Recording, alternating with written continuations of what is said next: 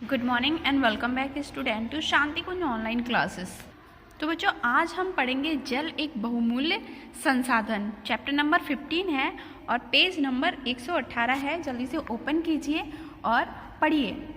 हमारे प्राकृतिक संसाधनों को मुख्यतः दो वर्गों में बांटा गया है। एक नवीकरणीय, जिसे रिन्यूएबल रिसोर्सेज कहते हैं, और नवीकरणीय, जिसे नॉन रिन्यूएबल रिसोर्सेज कहा जाता है।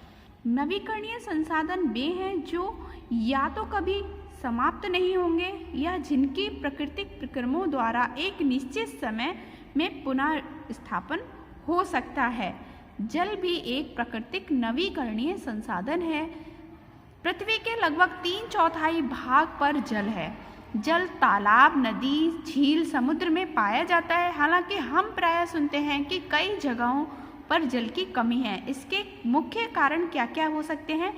एक तो होगा कि जल स्रोतों जैसे नदी, झील, भूमिगत जल के प्रदूषित होने के लिए से हमारे लिए उपलब्ध जल की गुणवत्ता खत्म हो रही है, या फिर उपलब्ध जल का 97.4% भाग समुद्र और सागरों में है, जिसे हम सीधे प्रयोग तो नहीं ला सकते क्योंकि इसमें बहुत ज़्यादा लवण घुले होते हैं। ये बहुत ही ज़्यादा सॉल्टी होता है। जल का बहुत बड़ा भंडार हिमनद एवं ध्रुवीय शिलाखंडों में बर्फ के रूप में जमा हुआ है। तो इस प्रकार पृथ्वी पर कुल जल का सिर्फ 0.01% पानी ही हमारे उपयोग के लिए ही ठीक है। यानी हमारे पास पानी की मात्रा कितनी है? 0.0%, जो कि बहुत ही ज़्यादा कम है। तो इसीलिए भी हमें पानी की कमी होती जा रही है हम लोगों के लिए। पृथ्वी पर सभी जगहों सभी जगहों पर एक समान जल नहीं पाया जाता।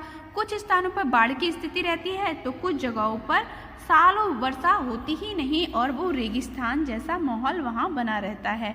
हमारे लिए भूमिगत जल ताजे जल का सबसे महत्वपूर्ण स्रोत है, जो कि हम भूमि से निकालकर अपना इस्तेमाल करते हैं। हालांकि मानव ने भूमिगत जल की प्राकृतिक नवीकरणीय प्रक्रियाओं में हस्तक्षेप किया है। इसके परिणाम स्वरूप शहरों में जल स्तर लगातार गिरता जा रहा है तथा भूमिगत जल का अभाव होने लगा है। जल का महत्व, आइए समझते हैं जल का महत्व कहाँ कहाँ है। मानव शरीर का करीब 70% भाग जल से बना होता है। जीवन के अस्तित्व बने रहने के लिए जल अनिवार्य है। भोजन के बिना कोई व्यक्ति कई सप्ताह तक तो जीवित रह सकता है, किंतु जल के बिना वह कुछ ही दिनों से अधिक नहीं जीवित रह सकता। सभी पादपों जंतुओं के शरीर में जल की प्रचुर मात्रा विद्यमान है।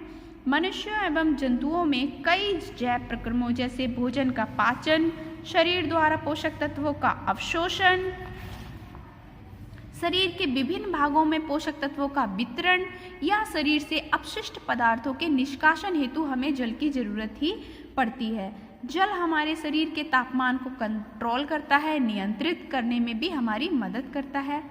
आइए जानते हैं पादपों को भी विभिन्न उद्देश्यों के लिए जल की जरूरत होती है। तो पौधों को कैसे जल की जरूरत होती है समझते हैं। बीजों के अंकुरण एवं पौधों की वृद्धि के लिए जल अनिवार्य है। पौधों को प्रकाश संश्लेषण द्वारा अपना भोजन बनाने हेतु जल की आवश्यकता होती है। जल भूमि के पोषक तत्वों एवं पत्तियों से भोजन को लेकर पौधों के विभिन्न अंगों तक पहुंचाने में भी सहायक होता है। जल कई पौधों एवं जंतुओं के आवास प्रदान करता है। यानी जो एक्वेटिक एनिमल्स होते हैं, जिन्हें बोलते हैं, जो जल में रहने वाले जानवर होते हैं या पौधे होते हैं, उन्हें भी जल क्या करेगा? एक आवास देता है, एक घर देता है। जल भूमि की भांति शीघ्रता से गर्म या ठंडा नहीं होता। ये तापमान नियंत्रण में सहायता करता है और जलीय पौधों एवं जंतुओं को अत्यधिक गर्म एवं ठंडी परिस्थिति में जीने योग्य बनाती है। जल परिवहन के लिए भी एक माध्यम है। यानी आपने देखा होगा जो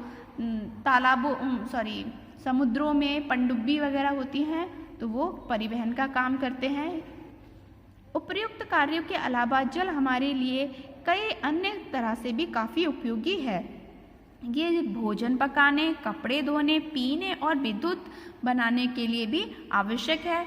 जल की बहुत अधिक मात्रा का उपयोग कृषि और उद्योगों में होता है। तो इससे आपको समझ में आ गया होगा कि जल इंसानों के लिए तो ज़रूरी है ही, साथ ही पौधों के लिए भी ज़रूरी है। और क्योंकि हम पौधों पे निर्भर करते हैं तो ये और भी ज़्यादा ज़रूरी हो जाता है। तो ये जल की बहुत ही अधिक महत्वपूर्ण बातें हैं। जल की अवस्थाएं एवं उनके अंतर परिवर्तन। अच्छा बच्चों, आपने देखा होगा, बर्फ को भी देखा होगा और आपने भाप को भी देखा होगा। तो ये क्या है? जल की ही अवस्थाएं होती हैं। आइए समझते हैं इन्हें। जल एक अद्वितीय द्रव है जो पदार्थों की तीनों अवस्थाओं, जो कि सॉलिड यानी ठोस, द्रव, गैस, इन तीनों में रह सकता है। प्रकृति में जल ऊंची पहाड़ियों पर ठोस अवस्था में हिम या बर्फ के रूप में पाया जाता है। पृथ्वी पर जल का अधिकांश भाग नदियों, तालाबों, झीलों, समुद्रों, सागरों में तरल रूप में विद्यमान रहता है। गैसीय अवस्था में ये हवा में जल वाष्प या भाप के रूप में उपस्थित होता है। जल की तीनों अवस्थाएं आपस में रूपांतरित योग होते हैं। जल की अवस्थाओं को गर्म व ठंडा करके बदला जा सकता है। जब बर्फ को गर्म किया जाता है तो ये 0 डिग्री सेंटीग्रेड ताप पर पिघलकर जल बन जाता है। ये बर्फ का गलनांक यानी मेल्टिंग पॉइंट ऑफ आइस कहलाता है। यानी बर्फ को अगर 0 डिग्री टेम्परेचर मिल जाए तो भी वो पिघलने लगता है। और ये पिघला हुआ जो पानी है तो वो भी हमारा आइस ही है, बस उसको थोड़ा सा और ठंडा किया जाएगा तो वो बर्फ़ बन जाएगा। और अगर वो थोड़ा सा टेम्परेचर बढ़ जाएगा तो वो पानी बन जाएगा। हालांकि जब जल को ठंडा किया जाता है तो इसी ताप यानी 0 डिग्री सेंटीग्रेड पर वह बर्फ़ में परिवर्तित हो जाता है। इसलिए जल का हिमांक, फ्रीजिंग पॉइंट ऑफ वाटर, भी 0 डिग्री ताप ही है।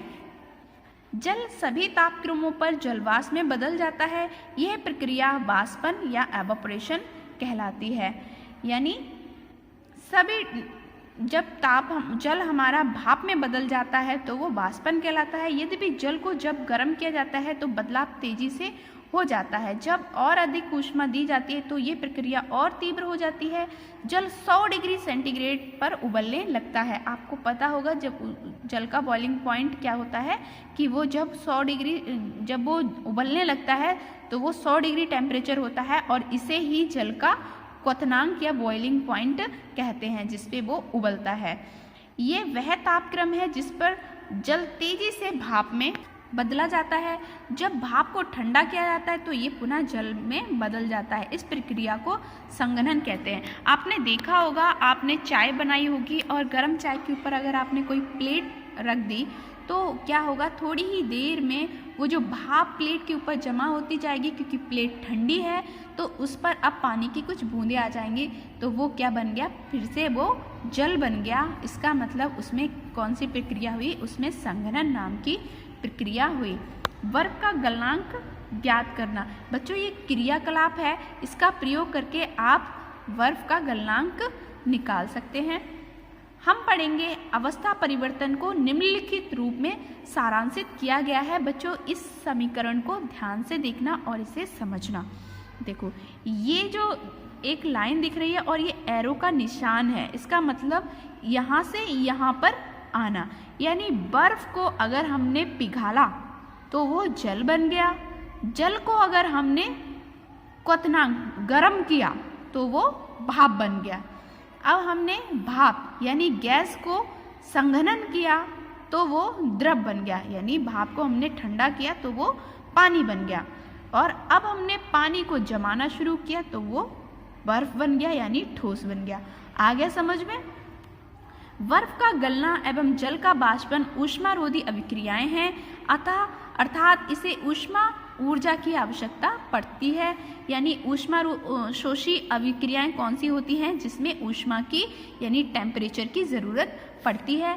अगर हम बर्फ को 0 डिग्री सेंटीग्रेड तापमान पर धीरे धीरे गर्म करेंगे तो इसका तापक्रम तब तक नहीं बढ़ेगा जब तक कि पूरा बर्फ पानी में बदल नहीं जाएगा। हालांकि जो ही पूरा बर्फ पानी बनेगा उसका तापमान भी बढ़ना अब शुरू होने लगेगा। इससे ये भी स्पष्ट होता है कि बर्फ को दी गई ऊष्मा इसे जल की अवस्था तक लाने में खर्च हो जाती है। यानी जितना हम टेम्परेचर अभी बर्फ को दे रहे हैं और वो पानी में बदल रहा है तो वो कहाँ खर्च हो रही है, बर्फ से पानी बनने में खर्च हो रही है। अर्थात ठोस से द्रव में परिवर्तित परिवर्तित करने में तथा ताप में कोई परिवर्तन नहीं होता है। ये दिखाता है कि बर्फ का गलना एक ऊष्माशोषी अभिक्रिया है। तो बर्फ का गलना क्या है? एक ऊष्माशोषी अभिक्रिया है। इसी प्रकार अगर हम जल को गर्म करते हैं तो वो 100 डिग्री टेम्परेचर पर उबलने तो लगता है तथा इसका तापमान 100 डिग्री टेम्परेचर के पार तब तक नहीं जाएगा जब तक कि पूरा द्रव भाप में नहीं बदलता।